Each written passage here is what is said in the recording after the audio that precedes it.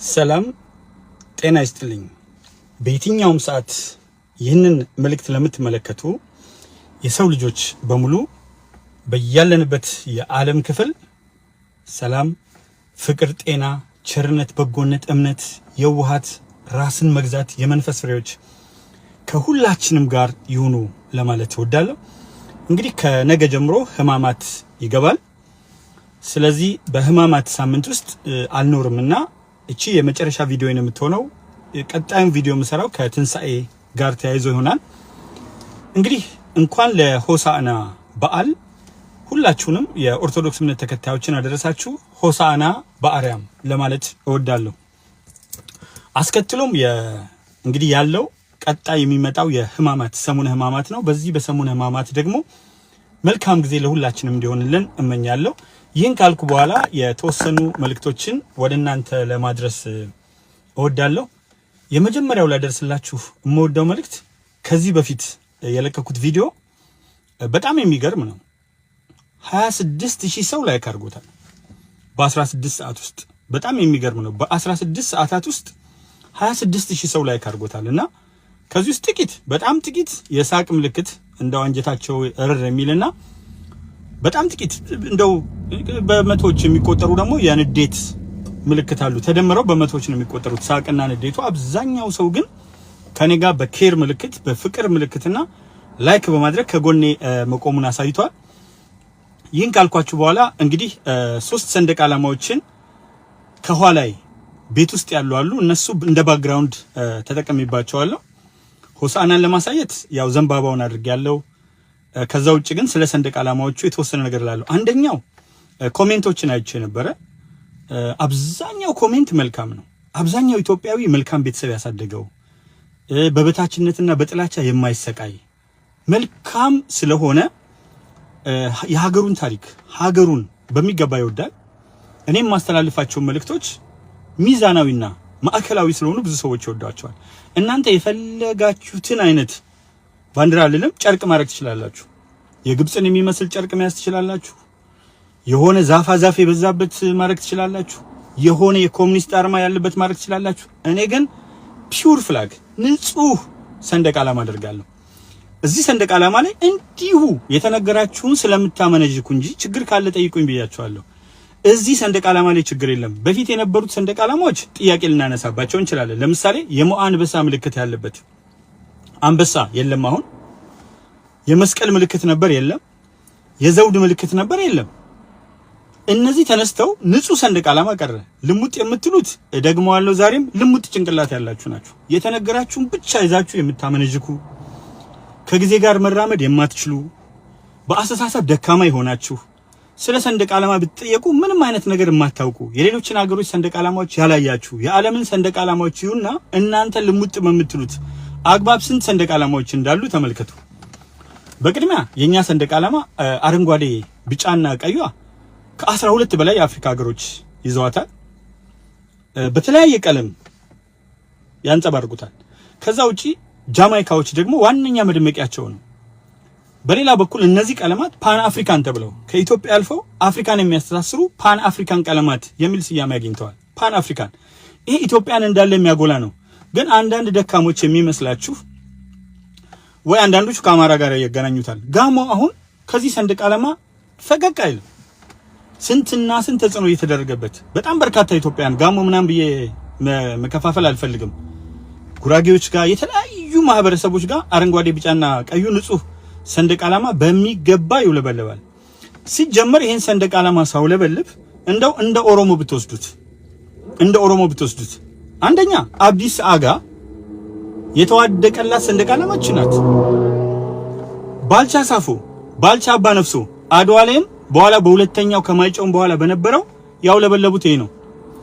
ከትግራይ አካባቢ ለምትመጡ አጼ ዮሐንስ የምወዳቸው የትግራይ ልጆች አጼ ዮሐንስ የያዟት ሰንደቅ ዓላማ አረንጓዴ ቢጫና ቀይ ናት። አዋጅ ሲያውጁ ኢትዮጵያ የሚለው ስም አሁን ነው የመጣው ከምኒልክ ጋር ነው የምትሉት፣ እዛው አጼ ዮሐንስ ጋር ያዛችሁ። አጼ ዮሐንስ እኮ ኢትዮጵያውያንን በሶስት አቅጣጫ ጠላት በወረራቸው ወቅት ማዲስቶች አሉ፣ ግብጾች አሉ፣ ጣሊያኖች አሉ። በተለያየ አቅጣጫ በተወረሩበት ጊዜ እንዲህ ብለው ነው ጥሪ ያደርጉት፣ የኢትዮጵያ ልጆች አትሰርዙት፣ አታጠፉት፣ የኢትዮጵያ ልጆች ልብ አድርገህ ተመልከት አሉ አጼ ዮሐንስ። እሳቸው ናቸው በሚገርም ሁኔታ እኔ ብዙ መድረክ ላይ አንስቻቸዋለሁ። ኢትዮጵያ የተባለችው ሀገር አንደኛ እናት ናት፣ ሁለተኛ ሚስት ናት፣ ሶስተኛ ልጅ ናት፣ አራተኛ መቃብር ናት፣ አምስተኛም ዘውድ ናት። እንግዲህ የእናት ፍቅር፣ የሚስት ደግነት፣ የልጅ ደስታ፣ የመቃብር ታቃፊነትና የዘውድ ክብር ምን ያህል እንደሆነ አውቀ ተከተለኝ ብለው 80,000 ህዝብ ያንቀሳቀሱት አጼ ዮሐንስ ናቸው። ከዛ በኋላ ጉንዲትና ጉራ ላይ ድል አደረጉ። አፋሮች ታስታውሳላችሁ፣ መንፈሳዊ የሚባሉት መሪያቸው ትልቁ የሚያከብሯቸው የአፋሮች መሪ እንኳንኛ አሉ ግመሎቻችን የኢትዮጵያን ሰንደቅ ዓላማ ቀለም ያውቃሉ። አሁን አንዳንድ ሰዎችን ለማስደሰት እንደዚህ ለማለት አይደንቲቲ ክራይሲስ ምናምን ትላላችሁ። እንኳንኛ ግመሎቻችን ያሉት ከአፋር ግመል ያነሳችሁ ሰዎች በ21ኛው ክፍለ ዘመን መፈጠር የማይገባችሁ እኮ ናችሁ። ዛሬ አሁን መታችሁ እዚህ ጋር ብታቀረሹ ደስታውን አልችለውም። ምክንያቱም ፍሬ ያለበት ዛፍ ላይ ነው የተለያየ ነገር የሚወረወረው። መታችሁ የምትረባረቡት ስለምትደነግጡ ነው፣ ስለምትፈሩኝ ነው። በተለያየ አይነት መንገድ ለመሳደብ ትሞክራላችሁ። አንዳንዶቻችሁ አይቻለሁ አስተያየት ላይ ቆምጬ ለማለት ሞክራችኋል። የእግሬ ጣት ከናንተ ጣት ያምራል። ምንም አይነት የቁምጥና ዝርያ የለብኝም፣ ብቻ ሳይሆን የቁምጥና ማዕከል የለም። እንደውም እናንተ የምትሉት ክልል ላይ አማራ ክልል ላይ የቁምጥና ማዕከል የለም ማለት የፈለጋችሁት እንደሱ ነው። ኧረ ተው እንዴ! በጣት የእግሬን ጣትም እንደዚህ አውጥቼ ብዘረጋላችሁ ደስ ይለኛል። እንዴ ቁምጥና ማዕከል እኮ ያለው አዲስ አበባ ላይ የኦሮሚያ እምብርት ላይና ሻሸመኔ ነው። እኔ ሁልጊዜ ደስ የሚለኝ መከባበር ነው። አንዳንድ ደግሞ የሙስሊም እንትኖች መታችሁ እኔ ኢድ ሙባረክ ብዬ ነብዩ መሐመድ ሰለላሁ ዐለይሂ ወሰለም ብዬ እንኳን ለኢድ አደረሳችሁ። አብዛኛው ሙስሊም ለዚህ ተገቢ ምላሽ ሲሰጥ፣ አንዳንድ ጽንፈኛ ሙስሊሞች ገዳይና አራጅ ሙስሊሞች ግን እዚህ ጋር መታችሁ ያሉን አስተያየት ሰጣችኋል። መልካም። ይሄን ካልኩ በኋላ አንደኛ ኢትዮጵያ የሚለውን ስም አጼ ዮሐንስም ከዛ በፊትም የተጠቀሙበት ነው። ተውት፣ የዘመናት ነው። በመጽሐፍ ቅዱስ የታወቀ ምን ያለ ስም ነው። አንዳንዶቻችሁ የሆነ በአማራ ስም መታችሁ ኦነግ ነው ምናምን ለማለት። በነገራችን ላይ እንደኔ አይነት ኦነግ ኢትዮጵያ ውስጥ ይብዛ። ምን ነው ኦነግ ሁሉ እንደኔ በሆነ ኦነግ ነው እንደዚህ አይነት። አሁን በአማራ ስም ነው። በጣም የሚገርምኝ ፕሮፋይላቸውን ገብቻይና ከት ብዬ ስቃለሁ። ጥቂት የሚሸውዱት ገንገበት ካገኙ እነሱን የሚመስልና እድሜ ልካቸውን ተንኮል ስለሚያስቡ በአማራ ስም እግዚአብሔር ዋጋ ያስከፍላቸዋል። አንዳንዶችም ገና ትንከራተታለህ። ኧረ ጉድ! መንከራተት ቤት በኩል እግዚአብሔር ይመስገን ማአት ሰው ጎፈንድሚ ሲጠየቅለት፣ ማአት ሰው ፈንድሬዚንግ ሲደረግለት፣ እኔ በራሴ በዚል እናንተ አይደላችሁ አጠገቤ ያደርሱ በዚል ድጋፍና አስተዋጽኦ አድርጉልኝ። ስራ እየሰራሁ ነው፣ ስራዬን አላቆምኩም። ግን በዚህ ስራ ላይ ተጨማሪ እንዲሆን ድጋፍ አድርጉልኛል። የሚፈልጉ ሰዎች ደገፉኝ። ከዛ በኋላ ገና ያንከራተታል ምናምን። በመንከራተት ከሆነ የበለጠ የተንከራተታችሁት ማናችሁ? እድሜ ልካችሁን ሰላም አጣችሁ። እንደሱ ከሆነ የነሱ አምላክ የሚያንከራተተኝ ከሆነ የአንከራታቾች አምላክ አያንከራተተኝም። ሲጀመር እንዲህ አይነት የማይረባ ነገር ውስጥ ገብተን ወደ አላስፈላጊ ንግግር ውስጥ እንዳንሄድ ወደ አላስፈላጊ ንግግር። እኔ ከእያንዳንዱ በስተጀርባ ስለ ሰላም፣ ስለ ፍቅር፣ ስለ አንድነት፣ ስለ ህብረት፣ ስለ ኢትዮጵያ ታሪክ ትልቅነት ነው ያወራሁት። እናንተ ሊጥ ደፍታችኋል። እንስሳ ጭምር አማራ ነው አፋር ነው ብላችሁ ጄኖሳይድ እንስሳት ላይ ፈጸማችኋል። በዓለም ታሪክ ለመጀመሪያ ጊዜ አላርፍ ካላችሁ እንስሳት ላይ ጄኖሳይድ የፈጸመ ህወሓት የሚባል አሸባሪ አስቀያሚ ድርጅት ነው። ደግነቱ አሜሪካም ፊቷን መልሳባታለች። በምንም አይነት መንገድ ከኔ ጋር መታችሁ እኔ ፊት መናገር አትችሉም። ሊጥ አልደፋሁ፣ እንደናንተ ጄኖሳይድ አልፈጸምኩ። መነኩሴዎችን በብረት የደፈራችሁ፣ እናቶችን ህፃናትን የደፈራችሁ፣ የመከላከያ ሰራዊት አባላት ውስጥ ሳንጃ በማህፀናቸው የከተታችሁ፣ በሲኖትራክ ላያቸው ለሄዳችሁ ንገሩኝ ካላችሁ እደጋግመዋለሁ። ግን አሁን ስለማያስፈልግና ሌላ አጀንዳ ስለሚሆን አላርፍ ካላችሁ ግን እስከሚያቀራችሁ ነግራችኋለሁ። ሌላው የኢትዮጵያ ሰንደቅ ዓላማ ቀለም አንድ ልጅ ደግሞ አረንጓዴው ስራ እድገት ልምላሜ ነው፣ ቢጫው ተስፋ ፍትህ እኩልነት ነው፣ ቀዩ መስዋዕትነት ነው። የእናንተ የኮሙኒስት አርማ ምን አባቱ እንደሚሰራ አላውቅም። ጉድፍ በንጹህ ሰንደቅ ዓላማ ላይ ያለ ካካ። እንግዲያው እንደዚህ አድርጌ ልንገራችሁ፣ ካካ ጉድፍ። ህገ መንግስታዊ ምናምን የትኛው ህገ መንግስት? ህገ አራዊት ነው። ፕሮፌሰር መስፍን ወልደማርያም ቁልጭ አድርገው አስቀምጣ። ህገ አራዊት በጥላቻ የሚጀምር ባለን የተዛባ የታሪክ ግንኙነት ብሎ በጥላቻ በዓለም ታሪክ ውስጥ በጥላቻ የሚጀምር ህገ መንግስት ነው። በጥላቻ ያለን የተዛባ የታሪክ ግንኙነት ማን? አማራ ከኦሮሞ፣ ኦሮሞ ከትግራይ የለውም የተዛባ የታሪክ ግንኙነት። የመጋባት የመዋለድ የአንድነት በጋራ መውደቅ ነው። አሁን ነው አራሙቻ የተወለደው። አሁን ነው መርዝ የተወለደው። አሁን ነው እስስት የተወለደው። አሁን ነው እባብ የተወለደው። አሁን ነው መርዝ የሚተፋ የተወለደው። እነሱማ አብረው አምልከው አንዱ ሌላውን ገንዞ አንዱ ሌላው መቃብር ለአንዱ ቤት ሌላው ቤት ቁልፍ ሰጥቶ ቁልፉን ገመናውን እንካ ቁልፍ ብሎ ልጆቹን አደራ ሰጥቶ የሚሄድ የኢትዮጵያ ማህበረሰብ ነው። ብላልኝ ጠጣልኝ በሞቴ የሚል ለአራዊት ውሃ የሚያስቀምጥ በፍጹም የኢትዮጵያን ማህበረሰብ አትመስሉም።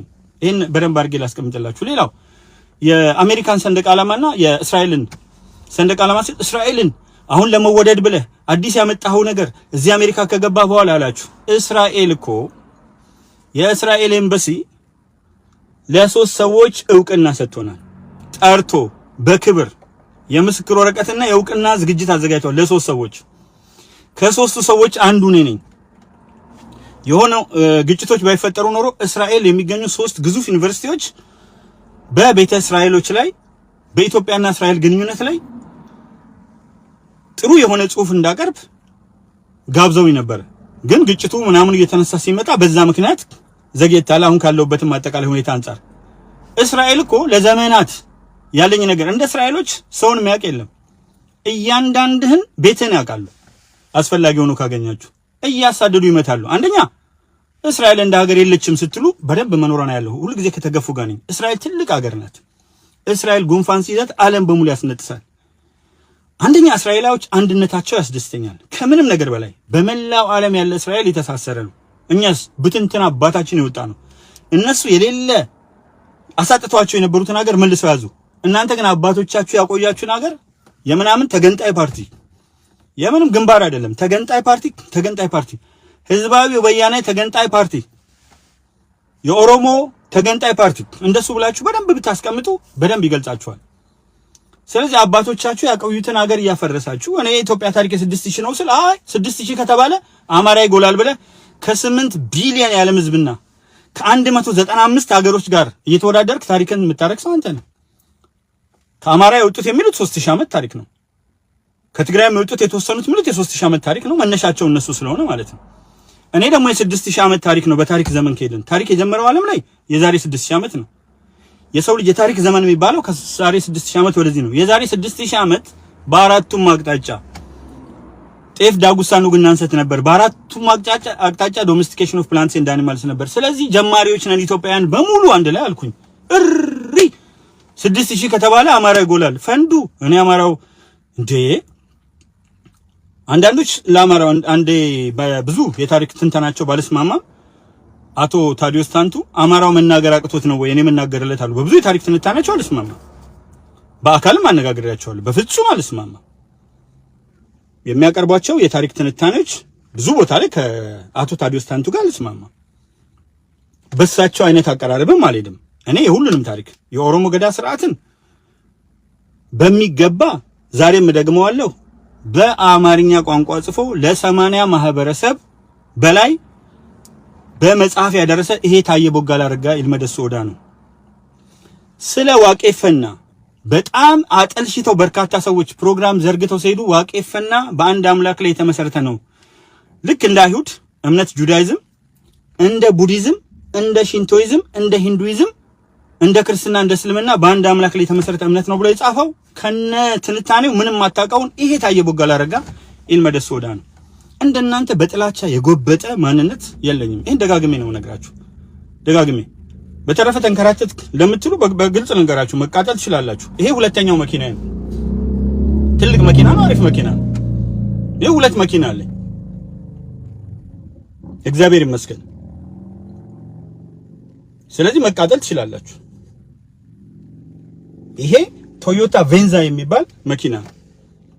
ያኛው ደግሞ ሆንዳ ነው ሲቪክ 2006። ይሄ ደግሞ የቅርብ ጊዜ ነው። መፈንዳት ትችላላችሁ። ይሄው እዩት። እና ትልቁ ነገር ምንም አልተንከራተትኩም። የተወሰነ ቀን 10 ቀን እንደመጣው የሚቀበለኝ ሰው ስላልነበረ ከተወሰኑ ቀናት በኋላ ያለ ምግብ 10 ቀን ኖርኩኝ በውሃና በፔሪ። ምንም ማለት አይደለም። ከዛ በኋላ ደግሞ የተወሰነ እየሰራው መኪና ሲያስቸግረኝ ድጋፍ ጠየቅኩ። ከዛ በኋላ በድጋፉ ደግሞ በደንብ መስራት የሚያስችለኝን ሁኔታ ፈጠርኩ። ስለዚህ ስለ እስራኤል ዛሬ አሜሪካ ገብቻ አይደለም። ስለ እስራኤል ማንሳት የጀመርኩት ኢትዮጵያ ውስጥ ለመሆኑ ማስረጃው የምስክር ወረቀቱን እኮ ለጠፍኩላችሁ። የእስራኤል ኤምባሲ ለሶስት ሰዎች እውቅና ሲሰጥ አንዱ የሰጠኝ እኔን ነው። የእስራኤል ኤምባሲ እስራኤል እዛ ሀገር እጅ ንግግር እንዳደርግ በዩኒቨርሲቲዎች ጋብዛኛለች። ያውም ግብዣው በትምህርት ሚኒስቴር በእስራኤል ትምህርት ሚኒስቴር በኩል የሚመጣ ነው። ከፍተኛ ትልልቅ ዩኒቨርሲቲዎች ውስጥ እስራኤልን እጅግ በጣም ወዳታለሁ። ሞቼን ወዳት። አሜሪካን በተመለከተ ድብና አድርጌ ሌት ጋር ኮንቲኒው ቱ ብሌስ ዘ ዩናይትድ ስቴትስ ኦፍ አሜሪካ በፊትም ነው ምለው ሁል ጊዜ ሶስት የአሜሪካ ዲክተም አለ ብዬ ሺህ ጊዜ ነግራቸዋለሁ። ዩናይትድ ዊ ስታንድ ዲቫይድድ ዊ ፎል ዘ ዩኒቲ ኤንድ ዘ ኮንስቲቱሽን ፎርኤቨር ዘ ሎርድ ሄልፕስ ዞስ ሁ ሄልፕ ዘምሰልቭስ ይላሉ። አሜሪካ መጥቼ በሄድኩ ቁጥር ከዚህ በፊት የመጀመሪያ አይደል አሜሪካ ስመጣ እኔ ወላ ስቶክሆልም፣ በርሊን፣ ፍራንክፈርት፣ ኑረምበርግ፣ ፓሪስ፣ አምስተርዳም ንግግር አድርጌያለሁ። አሜሪካ ውስጥ ብትመጡ ዲሲ፣ ሲልቨር ስፕሪንግ፣ አትላንታ፣ ሂውስተን፣ ሳንሆዜ፣ ኒውዮርክ ንግግር አድርጌያለሁ። ግራንድ ራፒድስ ንግግር አድርጌያለሁ። ለኔ አዲስ ነገር የለም። አሜሪካ እናቴ ናትኩ፣ ቤቴ ናትኩ። እንዴ ምንም በየትኛውም ደረጃ ይሁን ምንም ይሁን ስጀምር ኃላፊ ሆኜ ነው የጀመርኩት። አለቀ። ስራ የጀመርኩት ቁጭ ብዬ አይደለም እንትን ያልኩት። ስራ ጀመርኩ። ምን በሚል ስም? ዲዩቲ ማኔጀር ወይም ኦፕሬሽንስ ማኔጀር ምንም ይሁን በስሬ ሰዎች አሉ። የማታውን ስራ ሙሉ በሙሉ የምቆጣጠረው እኔ ነኝ። እጅግ በጣም በሚገርም ሁኔታ አውሮፕላን ላይ ከፍተኛውን ኃላፊነት ለማንም የሚሰጥ የሴኩሪቲ የመጨረሻውን ጉዳይ የምሰራው እኔ ነኝ። ይሄን በግልጽ ነው የምናገረው። ይሄው እዚህ ጋር የመጨረሻውን አውሮፕላን እስከዛ ነው የሚያምኑ ያውቁሃል። ባክግራውንድህን በደንብ ቼክ ያደርጋሉ። ዝም ብለው አያስገቡም። ኤቢኤም የሚባል ድርጅት እና ሃየር ራይት የተለያዩ ድርጅቶችን ቀጥሮ ባክግራውንድን በሚገባ ቼክ አድርጎ እስከ ኢትዮጵያ ድረስ ቼክ አድርጎ 1 ወር አስጠብቆ ነው ያስገባኝ። ከባክግራውንድ ቼክ በኋላ ነው ያለምንም ጭቅጭቅ ስልጠና ስራ። ከዛ በኋላ ኃላፊውን የመጨረሻውን በሰዎች ህይወት ላይ የሚወስን ቼክ የማደርገው ሴኩሪቲ ቼክ ነኝ። ከዛ ዲቴል ውስጥ ስነ ምግባር ስላልሆነ አልገባም። ዲቴል ውስጥ የመጨረሻውን ስራ የምሰራው ግን እኔ ማታ ላይ ጀነራል ማኔጀሩ አስቸጋሪ ነገር ካለ ብቻ ደውላለሁ። እግዚአብሔር ይመስገን አንድም ቀን አስቸጋሪ ነገር አጋጥሞኝ 4 ድፍን ወራት ከሜይ 15 እስከ ሴፕቴምበር 15 ስራ አጋጥሞኝ ደውዬ አላውቅም። እግዚአብሔር ይመስገን ምርጥ ሰው ነው። ጥሩ የሆነ ኦሪየንቴሽን ሰጠኝ። ድንቅ የሆነ ደግሞ ሱፐርቫይዘር አጠገቤ ነበሩ። ትልቅ ሰው እኔ ስለቅ በእድሜ የሚበልጡኛል። ወደ 35 የዓለም ሀገሮች ሄዱ ናቸው። እዛው ቦታ ይሰሩ የነበሩ ናቸው። እሳቸው በእኔ ቦታ ተተኩ። ደስም አለኝ። መጀመሪያም ሪከመንድ አድርጌ ነው የወጣሁት እሳቸው ቢሆኑ ብዬ። ትልቅ ሰው እና ዝም ብላችሁ ይሄ ሰው ላይ እንትን ባትሉ በጣም ደስ ይለኛል። እንደዚህ ላሳያችሁ እንዴ እና ያንከራትታል፣ እንዲያረጋል። የነከሌ አምላክ የቱ የደፋሪዎች አምላክ፣ የጅምላ ጨፍጫፊዎች አምላክ፣ ለእንስሳት ስያሜ ሰጥተው ብሔረሰብ ሰጥተው አፋር ነው ብለው ግመል የሚገሉ፣ አማራ ነው ብለው ከብት በግ የሚገሉ፣ ውሻ የሚገሉ የነማን አምላክ? እኔ ከህዝብ ጋር ተጋጭቼ አላውቅም። የወያኔ አምላክ ነው የሚገለኝ። አቀበዝብዞ ይሄው አዋርዶ ግማሹን ገደል ውስጥ ከቶ ገሉ፣ ግማሹን ከፋፍሎ፣ ግማሹን በተሳደበበት ደጅ አስጠንቶ። በጣም ጀግና ነው ሰውየው። ጥሩ አድርጎ ነው እነሱ ኦሮሞ እንትን ነው የዋህ ነው ጅል ነው እንጫወታበታለን ሲሉ ጢባ ጢቤ ተጫወተባቸው። ጢባ ጢቤ በደንብ ይችላል። ጢባ ጢቤ ተጫወተባቸው። በቃ ደግ አደረገ። እኔ ጋር ያደረገው ነገር እንዳለ ሆኖ። ስለዚህ ማን ነው የተንከራተተው እንዴ? እናንተ በመንከራተት ጀልባ የምትገለበጡት ኃጢአት ስለሰራችሁ ነው እንዴ? ማአት ሰዎች ወጣችሁ ከዛ ከ1 ሚሊዮን በላይ ያለቃችሁት ኃጢአት ስለሰራችሁ ነው እንዴ? ስለዚህ ሰው ቢንከራተት በኃጢአት ነው? ኢትዮጵያ ከሌላው ዓለም ተለይታ ኃጢአት ስለሰራች ነው እንዴ? የኑሮ ውድነት ድርቁ ምናምን ቦረና የማንንም ደም አፍሶ ማያውቀው ቦረና በድርቅ ከ3 ሚሊዮን በላይ ከብቶቹ የሞቱበት ኃጢአት ስለሰራ ነው? እንዲህ አይነት ተራ አስተሳሰባችሁን ገደል ክተቱት። ቦረና ኃጢአት አይደለም አማልክትን አያውቅም። ንጹህ እግዚአብሔርን ብቻ ነው የሚያመልከው። የማንንም ደም አፍሶ አያውቅም። ሲነኩት ያስታግሳል በደንብ። እና የትኛው ነው እንትን የምትሉት? እና አንዳንዶቻችሁ ለማኝም የሚል ነገር ለማምጣት ፈልጋችኋል። ተው በእናታችሁ። እንተዋወቃለን እኮ እንተዋወቃለን። ተው ክፉ ነገር አታናግሩኝ። ተው ስለ ቅጫማ አላንሳ። ተው ስለ ቅማል አላንሳ። ተው በተቆራረጠ እግር አዲስ አበባ በቁምጣ ስለ መግባት አላንሳ። ተው ወደ አላስፈላጊ ነገር አትወሰዱኝ። እኛ እኮ ላም እንኳን አናሳልባችሁም ነበር ቅማል ምናምን ነገር ስላላችሁ ቅጫም። እና ተው እንከባበር። አሁን ቀጣዮቹ ቀናት የበለጠ የእንትን ቀናት ናቸው። ግን ክብር መከባበር ትልቅ ነገር ነው።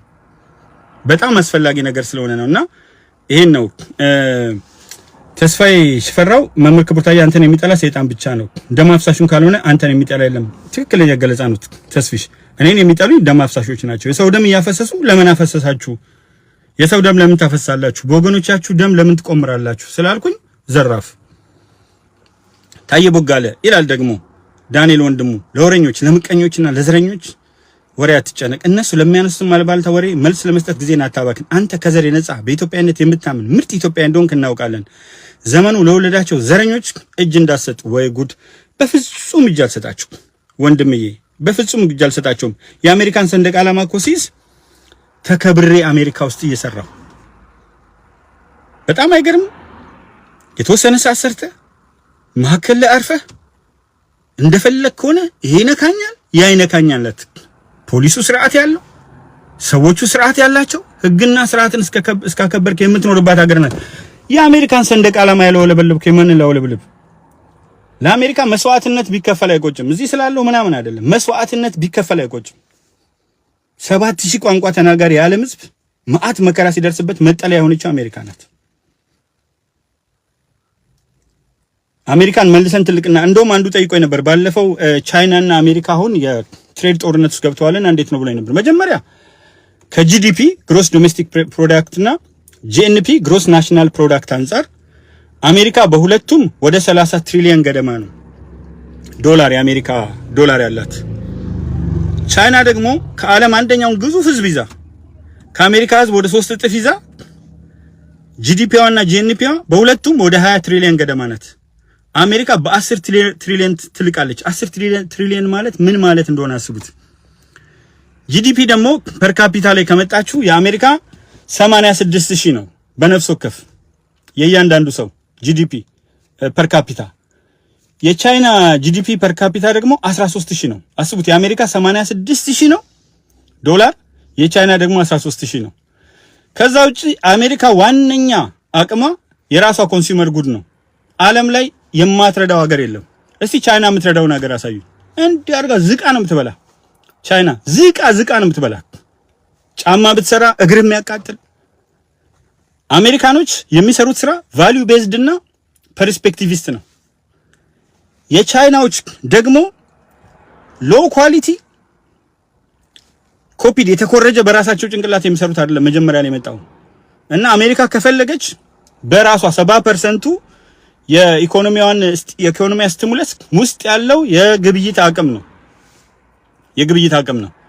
ቻይና በኢምፖርት ኤክስፖርት ላይ ነው ትልቁ እንትኑ ያለው። ስለዚህ አሜሪካ የተለያዩ ሀገሮችን ማስጠንቀቂያ ራሱ ብትሰጣቸው ድጋፍ አቆማለሁ ከቻይና ጋር ያላችሁን ብትላቸው ዝም ነው የሚሉት። ማአት ሀገሮችን ለፕሬዚዳንት ትራምፕ ከ70 በላይ የዓለም መሪዎች ደውለውላቸዋል።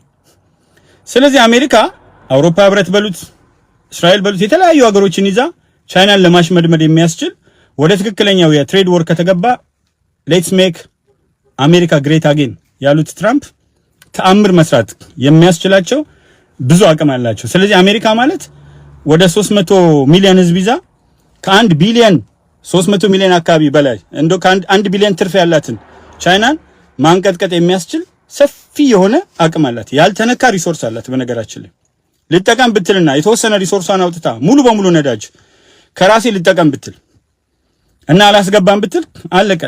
በጣም ነው የምትወረወረው። ነዳጅ ኤክስፖርት ብታደርግስ እና በጣም ብዙ አሜሪካን እንዲሁ ዞራችሁ ስታያት የምትገርም ሀገር ናትና እነ ቻይና ቀላል ግምት የሚሰጣቸው አይደለም። ጥሩ ውድድር ማድረግ ይችላሉ። ግን ቻይና እንዲሁ ስታያት ኢንሲግኒፊካንት ፖርሽን ነው የምትይዘው። የተባበሩት መንግስታት ድርጅት ወርልድ ባንክ የማን ነው? የአሜሪካ ነው። አሜሪካ ወጣው ብትል ቀጥ ነው የሚለው። ወርልድ ሄልዝ ኦርጋናይዜሽን አሜሪካ ብትወጣ ቀጥ ነው የሚለው። ኢንተርናሽናል ሞኔታሪ ፈንድ አይኤምኤፍ አሜሪካ ብትወጣ ቀጥ ነው የሚለው። ስለዚህ አሜሪካ ውስጥ ለመምጣት የብዙ ሰዎች ጸሎት ነው። ስብርብር እያላችሁ እግዚአብሔር ፊት ከየትኛውም ጸሎታችሁ በላይ አሜሪካ ልምጣ ነው። ዲቪ ስንት ሰው እንደሚሞላ ይታወቃል። መልሳችሁ አሜሪካን ልትሰድቡ ትፈልጋላችሁ። አሜሪካን የማይፈልግ እዚህ ሆኖ እንትን የሚል ካለ ይውጣ ብለዋል። እውነታቸው ነው። በቃ አሜሪካን ወዳታለሁ። ሌት ጋድ ኮንቲኒው ቱ ብሌስ ዘ ዩናይትድ ስቴትስ ኦፍ አሜሪካ ኢትስ ኤ ግሬት ኔሽን። በቃ በጣም የሚገርም አይነት እንትን ነው። እንደውም ጽፍላታለሁ፣ በደንብ ዝርዝር ነገር ጽፍላታለሁ ከፋሲካ በኋላ እግዚአብሔር ቢፈቅድና ብንኖር። በርታ ባለዘሮች ብርድ ይላቸው። በጣም ብርድ ያላቸው ነው። ስድቡ እኮ የምን ውጤት መሰለ? የብርድ ማለት ነው። የሐሳብ ማጣት ውጤት ነው። ምክንያቱም ደንቁረው ነው ያሉት። በ16ኛው ክፍለ ዘመን አስተሳሰብ የቆሙ ናቸውና 21ኛው ክፍለ ዘመን አስተሳሰብ ገብተው ማሰብ አይችሉም። እና ታየን ትንሽ ሞራል ዝቅ እናደርገዋለን ብላችሁ ከሆነ ለብዙ ሰዎች እንዲሆናችሁ ሞራሌን ከፍ አድርጌ ስለሰቀልኩት በጣም ማማ ላይ እቁን ጠጦ ላይ እጫፍ ላይ እዛ ወዲያ በሳተላይት አውጥቼ ስለሰቀልኩት የሐሳብ ቀንጨራዎች፣ የሐሳብ ኩርማናውያን፣ የሐሳብ ድንኮች፣ የሐሳብ ስንዝሮች፣ የሐሳብ መቀንጨር ያለባችሁ እንዴትም ብትንጠራሩ ተሰብስባችሁ እኮ ነው። ተንጠራርታችሁ አደርሱበትም። ተሰብስባችሁ ብትንጠራሩ አደርሱበትም። እና ያን ያህል ነው ዲፈረንሱ። ስለዚህ ባጭሩ እስራኤልን ወዳታለሁ። አንተ ትለጥፍ የለ እንደ ማንንም አሸባሪ እንትን እኔ አንተ ስትለጥፍ እኮ መጥቼ ምንም አላልኳችሁ። የምትፈልጉትን ባንዲራ የምትፈልጉትን ነገር ስታደርጉ እኮ አልተናገርኳችሁ። እኔ ትክክለኛው ባንዲራ ይሄ ነው። የትክክለኛው ባንዲራ መገለጫ 1923 ሊግ ኦፍ ኔሽንስ ከአፍሪካ ሀገሮች ቀድመን የገባን እንደውም ብቸኛ ሀገር እኛ ነን። 1945 የተባበሩት መንግስታት ድርጅት ገብተህበታል። ኮሪያ ዘምተህበታል፣ ወላጆች ዘምተውበታል። ኮንጎ ወላጆች ዘምተውበታል። በ1960 ኮንጎ፣ በ1950ዎቹ ኮሪያ፣ 1955 የገለልተኛ ሀገሮች እንቅስቃሴ ሌት ተውለብልባለች። 1963 የአፍሪካ አንድነት ድርጅት ሲመሰረት አሁን አፍሪካ ህብረት የሆነው ተውለብልባለች። የአፍሪካ ሀገሮች ወስደዋታል። በጣም ብዙ ታሪክ አላት። ኦሎምፒክ ብትል ታሪክ አላት። ዓለም አቀፍ አትሌቲክስ ብትል ታሪክ አላት። በእግር ኳሳችን ብትል ታሪክ አላት። የድል ናት በቃ። እንደውም ይሄኛው ኢሉሚናቲው ከመጣ ወዲህ እኮ እግር ኳስን ማሸነፈን አናውቅም። እና የብዙ ታሪክ አላት ሀገር ናት። እና እቺን ሀገር ምን አለበት በወዳት እሴቷን በወድ ሰንደቅ ዓላማውን ብለብስ ከበዓል ጋር አይሄድም። አንዳንዶቹ ደግሞ ፖለቲካና ሃይማኖት አይሄድም። ምን አይነት ድንቁርና ነው? ሃይማኖት እኮ ሃይማኖቴ ነው። ስለ ሃይማኖት ስናገር ሃይማኖት ብቻ እናገራለሁ። ከዛ ወደ ፖለቲካው ልቀጥል እችላለሁ። ሃይማኖት ከምንም ነገር በላይ የምድራዊም የሰማያዊም ጉዳይ ነው። የትኛውም ሀገር መሪ እኮ ሃይማኖተኞች ናቸው። የሙስሊሞቹ መሪ ሃይማኖተኞች ናቸው። የክርስቲያን ሀገሮች መሪ ሃይማኖተኞች ናቸው። ሃይማኖት ስላላቸው ፖለቲካ ውስጥ ሃይማኖት የሌለው ሰው ተፈልጎ አይደለም መሪ የሚሆነው፣ ሚኒስተር የሚሆነው፣ አምባሳደር የሚሆነው የወቀፈው ጭንቅላት ስላላችሁ እንጂ። ስለዚህ ሃይማኖቴ ራሱን አስችዬ የማየው ከምንም ነገር በላይ የሚበልጠው ነው። ግን በርካታ የሃይማኖት ምሁራን ወጥተው ስለሚያስተምሩ የሃይማኖት ሰባኪዎች በኩረ ሰባኪያን ጭምር ወጥተው የሚያስተምሩ ስለሆነ በጣም ብዙ ሰዎች ስላሉ በስሱ አንዳንዴ አነሳዋለሁ። ምን ይገርማል? አንዴ ሃይማኖትን ያዝ፣ አንዴ ፖለቲካን። በእናንተ ተራ ጭንቅላት እንትን ማለታችሁ ነው። እናንተ እኮ ለምስጋና ወጣችሁ በበዓል ላይ ፖለቲካ የምትሰሩ ሰዎች ናችሁ። በጋራ እንዴ ሃይማኖት ብላችሁ ኢሬቻ በሉት፣ መስቀል በሉት፣ ኢድ በሉት ወጣችሁ ፖለቲካ ለመስራት ብዙ ብዛታችሁ ለማሳየት ሌላው እንትን ለማለት እንጂ ለአላህ ለመታየት ለዋቀ ጉራቻ ለመታየት ወይም ለእግዚአብሔር ለመታየት አይደለም። ደመቅን ኦርቶዶክሶች ተንቀጠቀጠች እንጦጦ በፕሮቴስታንቶች ነው እኮ የምትሉት። ለማንቀጥቀጥና ሌላው ብዛታችሁን ለማሳየት ነው። በብዛት ከሆነ እኮ ቻይና ይበልጣል። እና እንደዛ ለማድረግ የምትሄዱ ሰዎች እንዲህ ተሰብስባችሁ እንደገና ፖለቲካው ላይ ያላችሁ ምንድነው ታየ ጋር ስትመጡ ለየት የሚለው? ስለዚህ በጣም ነው ማዝነው። እንግዲህ ሰይድ መራራ እውነትን አጣጥሜ ነው ያነበብኩት። እውነት መራራ እውነት በርታ። ሰይድ ነኝ ካሳይታ።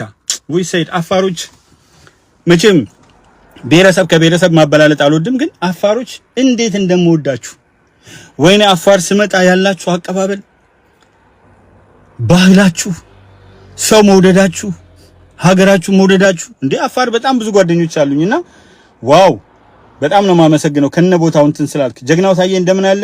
ጊዮኖምስ ሪል ስቴት በጣም ከልብ አመሰግናለሁ። እንግዲህ እነ ጊዮን በዚሁ አጋጣሚ ያው ማስታወቂያ በገጼ ላይ ሰዎች እንዳትለጥፉ አደራ፣ ሲለጥፉ ብሎክ ስለማደርግ እና ስለማልፈልግ እኔ ገጽ ላይ ምንም አይነት ማስታወቂያ እኔም አልሰራም፣ ሰዎችም እንዲያስተዋውቁ አልፈልግም። ዛሬ የሚታየን ጥያቄ የለም።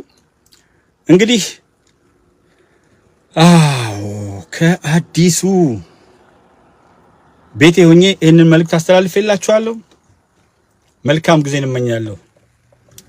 የኢትዮጵያ አምላክ እያለ ኢትዮጵያውያን ወገኖች እያሉ እመኑኝ አልንከራተትም። ዜል ማለት ልመና አይደለም። ዘመናዊ በሆነ ቴክኖሎጂ ሰዎችን ድጋፍ መጠየቅ ነው። ጎፈንድሚ አለ በህብረት። ለምንድን ነው ጎፈንድሚ የሌለኝ? ምክንያቱም ሰፈር የለኝም። ኢትዮጵያዊ ነኝ። ሰው የተደራጀው በሰፈር ነው። ስለዚህ እንደኔ ያሉ ኢትዮጵያውያን ኢትዮጵያን የሚወዱ ኢትዮጵያ ከነፍስና ስጋቸው ጋር የተሸመነች ሰዎች ለአንድ ሳምንት አጠገቤ ቆሙ። ለአንድ ሳምንት በጣም እግዚአብሔር ያክብራቸው። አለቀ። ስራዬን ቀጠልኩ። ደግሞ የሚገርማችሁ ስራው እጥፍ ሆነ። እግዚአብሔር የተመሰገነ ይሁን። ስለዚህ በጣም በብቃት እንድንቀሳቀስ ያደረገኝ የወደፊቱን ደግሞ ብራይት ፕሮስፔክት ያመጣልኝ እግዚአብሔር ይመስገን። አመሰግናለሁ አብራችሁን ስለሆናችሁ። መልካም ሰሙነ ሕማማት። ቻው። ለፋሲካ እንገናኝ። መልካም ጊዜ እና የኛው ከዚህ በፊት ያለውን ያው መቃጠል ይችላሉ። 26000 ሰው ላይክ አድርጎታል። በሌላው ላይ ለምን ላይክ እንደማያደርግ ይገባኛል። እዚህ ጋር ግን እምነት ነው። በቃ ሆሳና ባሪያም አልኩኝ። እዚህ አጋጣሚ ይሄን ተጠቅመን አይደል ላይክ የምናደርጋሉና ላይክ እና ትርጉሙ ግልጽ ነው። አብረንነን ማለት ነው። አብሬያችሁ ነኝ። አንዳንዶቻችሁ ደግሞ እንዳትክደን ምናምን ትላላችሁ። መጀመሪያ የተለያችሁ ኢትዮጵያውያን ሆናችሁ ምክዳችሁ የላችሁም። ከማንም ያላነሰ ኢትዮጵያዊ ስለሆንኩ የተለያችሁ ኢትዮጵያውያን ሆናችሁ ምክዳችሁ የላችሁም። እንደዚህ አይነት ደግሞ አላችሁ በጣም ድክም ያላችሁ ሌላ ቨርሽን ሌላ የድክሞ ቨርሽን እንዳትክደን። እና ማን ናችሁ? ከኔ በላይ ኢትዮጵያዊ ሆናችሁ ነው እኔ ምክዳችሁ? በምን መለኪያ ነው ከኔ በላይ ኢትዮጵያዊ ሆናችሁ እኔ ምክዳችሁ? ወገኖችን በመርዳት አንደኛ ከሆኑት ውስጥ ነኝ። ቦረናን፣ አፋርን፣ አማራን አስተባብሬ ረድቻለሁ። በመርዳት ነው። በምንድን ነው ኢትዮጵያዊ ማለት? በሰንደቅ ዓላማ ነው? ታሪክን በመውደድ ነው? ሀገርን በመውደድ ነው? በየትኛው ነው እንዴ? ውጭ ወጣችሁ እኮ እኔ ግድ ሆኖብኝ እንጂ እኮ አውሮፓን ዞሬ የተመለስኩ ሰው ነኝ። ያላየሁት ሀገር እኮ የለም። አውሮፓ፣ ዴንማርክ፣ ኖርዌይ፣ ስዊድን፣ ፖርቱጋል፣ ቤልጅየምን ጠቅላላ ሀገሮችን አይቻለሁ ከእንግሊዝ በስተቀር እና ከሮም እና ወደፊት እግዚአብሔር ከፈቀደ አያቸዋለሁ እና ተመልሻለሁ። አሜሪካ የመጀመሪያ አይደለም። ከኮቪድ በፊት መጥቻለሁ ተመልሻለሁ። ከኮቪድ በኋላ መጥቻለሁ ተመልሻለሁ። ግድ ሲሆንብኝ ነው ሀገሬን ለቀቁ። ስለዚህ በምን መለኪያ ነው ምክዳችሁ? በምን መለኪያ እናንተ ከኔ በልጣችሁ ነው ተካጂ የምትሆኑት? በከሃዲነት የምንጠረጠር ማን ስለሆንኩ ነው? እና እቺ አይነት ይሄ በጣም የበሸቀጠች አመለካከታችሁ እንዳትሉ እንደሱ የምትሉ ሰዎች እንዳትክደ የምትሉ ያው በዚህ አጋጣሚ በትትና አስቀድሜ ልንገራችሁ ብሎክ አደርጋችኋለሁ። ማን ሆናችሁ ነው የምትካዱት? ጨረስኩ።